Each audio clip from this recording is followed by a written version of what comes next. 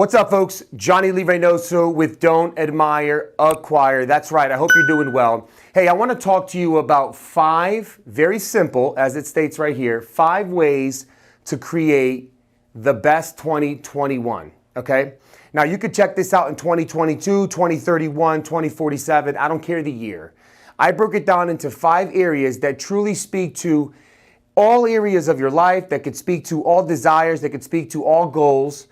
As you're on your path, while you're on your path to go and accomplish this, right, to acquire what it is that you want to do in life, I broke down 5 areas that we need to look at to really make sure that we're trending in the right direction and we're on the right path. So let's get started. I'm Johnny Lee Reinoso, and this is Don't Admire, Acquire. Check it out. Point 1, take ownership for your actions, okay? What do I mean by take ownership for your actions? It's important that we talk about this because a lot of times we tend to skate by, whether it's we have enablers or we have, if you run your own business or you're a leader in a team, you might have people that don't want to speak up. You might have people that don't want to tell you that you're wrong, that you didn't do this right, that you missed a step, that you cut a corner, okay? That you lied, that you cheated, whatever the case is, right? But you know who knows the truth? You do. You know the truth, okay? And it's important that you don't just tuck it underneath the rug and ignore it, because the way you do anything is the way you do everything. Look, I got on my tippy toes for that. The way you do anything is the way you'll do everything in life. So focus on the details and do it right. Do it right. But you need to accept personal responsibility, because personal responsibility means you are going to accept the consequences of the actions that you put forth in this world. You have to take personal responsibility, okay?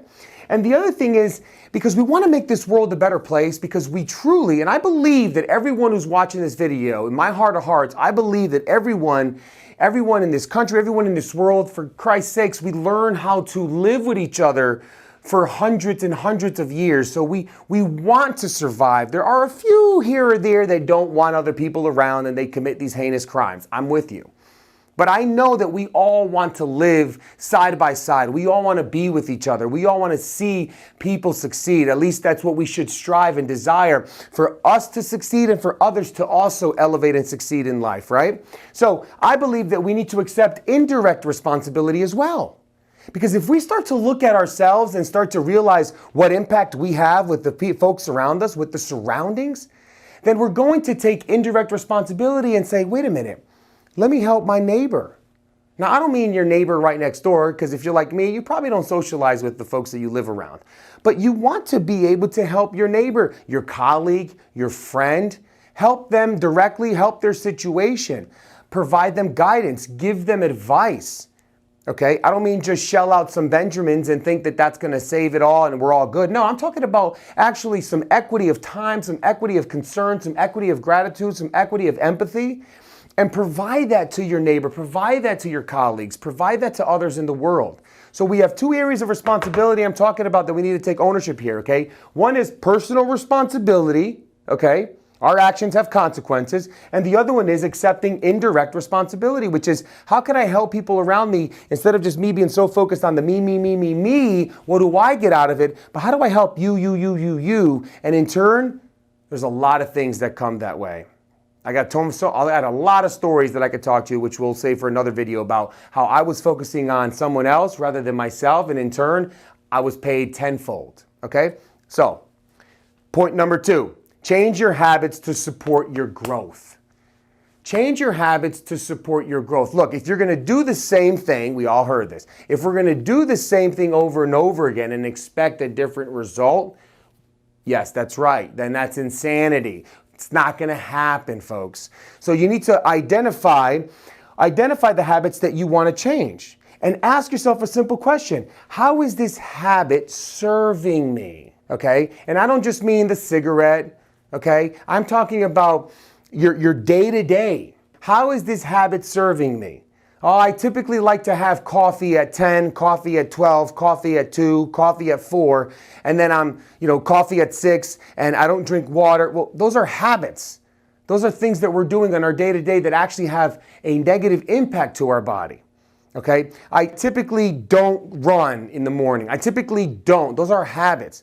So how is this habit of not exercising serving you? How is the habit of not looking at what kind of nutrition you're putting into your body serving you? How is the habit of not, reading or listening to some audiobooks serving you? How is the habit of not challenging yourself to take on, to increase and to elevate serving you? So look at that and identify what are the habits that you have? What are you doing that's not serving you? And what are you not doing, which is also not serving you? And then make the necessary changes to take action and identify what are the habits that will support you. Now, I've yet to know people who have made it to extreme success all the way to the top, whether it's in business, in finances, in life, in health and relationships, that do not evolve around having a solid, healthy lifestyle, a very solid spiritual lifestyle. You need to have all of these areas. I have other videos that talk about this, but it's important that we look at all this because it's all encompassing. It's all encompassing. Now, number 3, make health and happiness a priority. Make health and happiness a priority, okay? Now, what do I mean by that? To make health a priority, we must understand that we have to acknowledge what it is that we're doing for our body. The craziest thing is, I was speaking to somebody recently, just before the turn of the new year, and they were telling me about all of this crazy things they're doing to their car. Okay, they're adding some new things to their car. They love their car. They have a beautiful Porsche.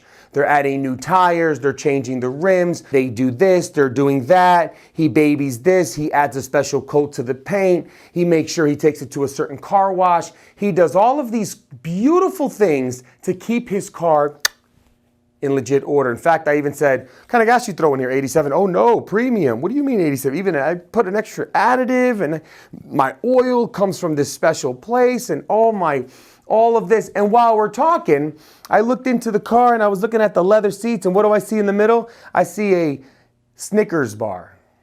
Now, I'm not saying a Snickers bar isn't healthy or unhealthy.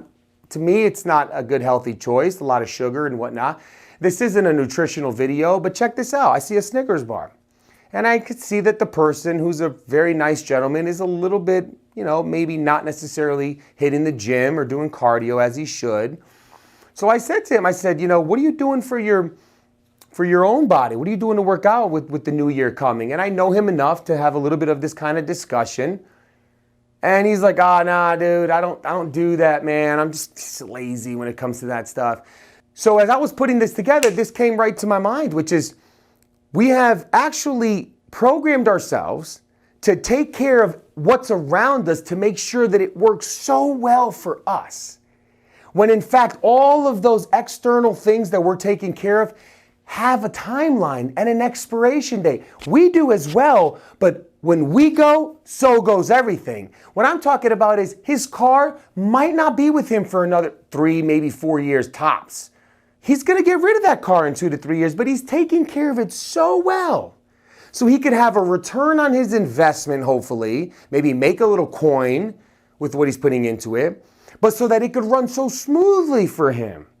But yet his body is saying to himself, what are you doing for me? What are you doing for me? I'm with you until the day you die. What are you doing for me? Where's my premium?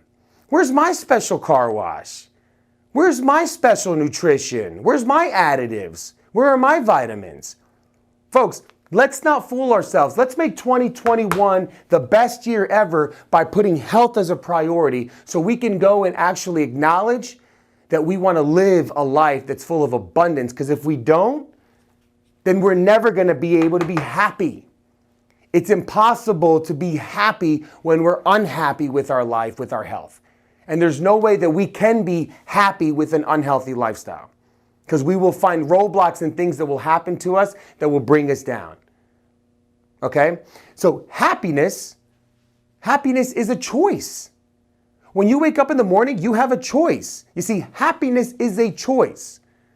There's no, oh, you've been struck with happiness. Oh, you have that cold called happiness. You got that virus called happiness. Happiness is a choice.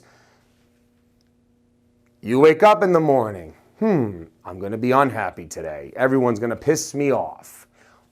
Or you wake up in the morning and you say, thanks be to God, another beautiful day. I'm healthy, I'm breathing.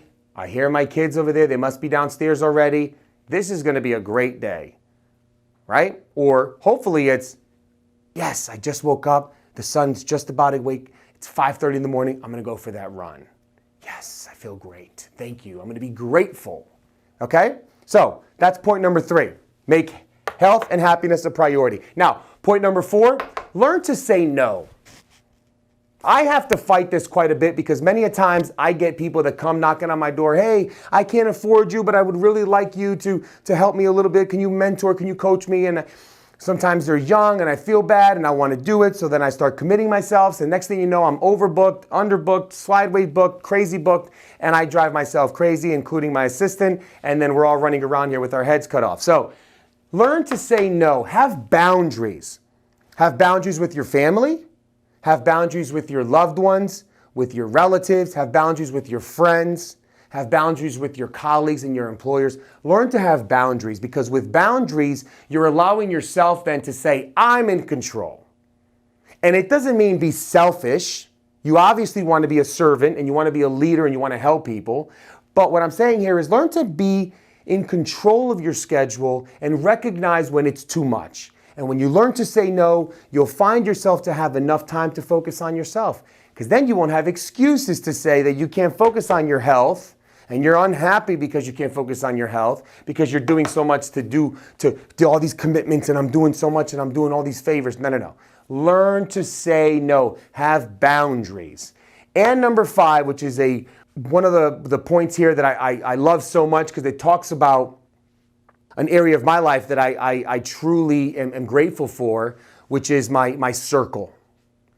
When you elevate your circle, meaning when you elevate those who you surround yourselves with so that you can be influenced and guided and you could influence and guide as well, then the sky's the limit because there's this elevation, there's this push, there's this desire to help each other and to achieve greatness and to achieve that abundant life that we all want and desire out of our time here.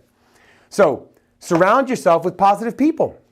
Now, there's an A, B, C, D to that. The A is positivity is contagious. That's why you need to do that. Now, keep in mind, negativity is contagious as well. Okay? Many times I've joined conversations where all of a sudden somebody's talking about all of the crazy bad things that have happened to them over the course of the last several days or weeks. And I went into the conversation like this. Hey, so how do you stay like this when they're complaining? What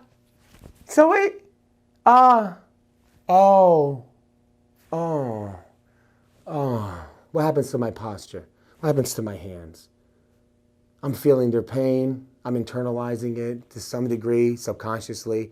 And then I'm trying to dig some area of my life that also was bad and unhappy so that I can match them. And then hopefully they could feel that I'm empathizing with their crazy, ugly, bad day. And I'm bad, crazy, ugly day too. No, it's bad. It's contagious. Negativity is contagious, but the beautiful thing is positivity is contagious. So surround yourself around people who are positive, who are happy to be around, who are happy to be alive, who desire success and greatness, who want more out of life, who know that there's more out of life, right? So positivity is contagious. Also, the happiest people around have a positive outlook to life. I've never seen people so happy going, oh my God, life sucks. Life is the worst. Life sucks. Everything sucks. I'm not accomplishing any of my goals. No, they have a positive outlook to life. Their mindset is filled with positivity. The happiest people are always positive. That's why you want to look for positive and happy people, for positive people. All right, remember, surround yourself with positive people because you know if they're positive, if they're always speaking with a positive tone, then they're happy. Point C here is happy people, positive people, they inspire you to greatness. As I mentioned before, when you're around positive people, they want you to be successful because they're successful or because they see that what they're accomplishing is success. So they want to see you be success because success wants success. Follow what I'm saying here. Okay? They inspire you, they encourage you, and they motivate you to become better. And the last point here is positive people are grateful people. They're grateful for their loved ones. They're grateful for their life. They're grateful for their job. They're grateful for their career. They're grateful for their business. They're grateful for their clients, for their customers. They're grateful for their health. They're grateful people. And when they're grateful people, they're filled with empathy. And empathy is the key to success, in my opinion. Having true empathy is the key to success. Folks, again, 5 ways to create a better, and your best rather, 2021. Take ownership of your actions, personal and indirect. Change your habits, habits that support your growth. Focus on those. Make sure that you focus on health and happiness. Make that a priority. Learn to say no. I need some boundaries. And last but not least, surround yourself with positive people. Thank you so much for stopping by. If you liked the video, click the like button below. Share this with others in your community. I look forward to hearing from you, and I look forward to bringing you more relevant, wonderful information in 2021 and all the years to come. Ciao.